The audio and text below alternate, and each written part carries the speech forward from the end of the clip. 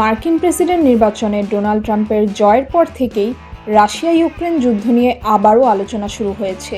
এরই মধ্যে ইউক্রেনকে আগ্নেয়াস্ত্র ব্যবহারের অনুমতি দিয়ে তীব্র সমালোচনায় পড়েছে বর্তমান ক্ষমতায় থাকা প্রেসিডেন্ট জো বাইডেন।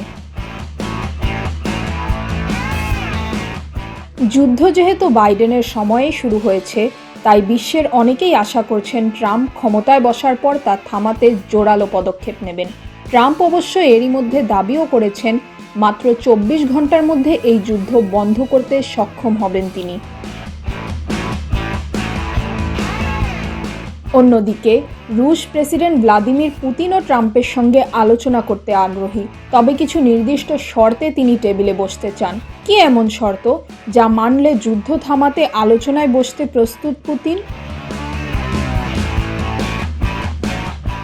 পুতিনের প্রথম শর্তই হলো ইউক্রেনের যেসব অঞ্চল এরই মধ্যে রাশিয়া দখল করেছে তা নিয়ে কোনো ছাড় দেওয়া হবে না, অর্থাৎ অধিকৃত অঞ্চলগুলো রাশিয়ার অধীনেই থাকবে।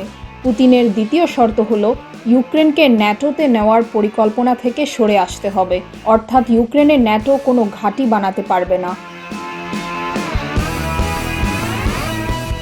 এছাড়া পুতিনের দেওয়া শর্তের মধ্যে আরও রয়েছে দোনেৎস্ক, লুহানস্ক, জাপোরিজ্জিয়া ও খেরসন অঞ্চলে রাশিয়ার নিয়ন্ত্রণ বহাল রাখতে হবে। ক্রেমলিন জানিয়েছে ট্রাম্প যদি মধ্যস্থতা করেন তবে তারা সম্মুখ যুদ্ধ বন্ধে সম্মত হতে পারে, তবে ইউক্রেনের কিছু অঞ্চলের ভাগাভাগি নিয়ে আলোচনা হতে পারে।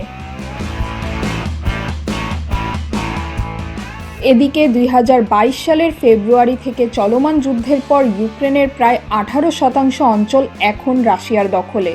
এর মধ্যে ক্রিমিয়া, দোনেৎস্ক, লুহানস্ক, জাপোরিজ্জিয়া ও খেরসন অঞ্চলের বেশিরভাগ অংশ রুশ বাহিনীর নিয়ন্ত্রণে রয়েছে। পুতিন জানিয়েছেন যুদ্ধবিরতির চুক্তি হলে তা বাস্তব পরিস্থিতির ভিত্তিতে হবে ও ইউক্রেনের সামরিক শক্তি বৃদ্ধি করতে দেওয়া হবে না। যুদ্ধবিরতির কোনো চুক্তি হলে ইউক্রেনকে পশ্চিমা দেশগুলোর কঠোর বাস্তবতা মেনে নিতে হবে। তা হলো রাশিয়ার জয় ঠেকানো সম্ভব নয়।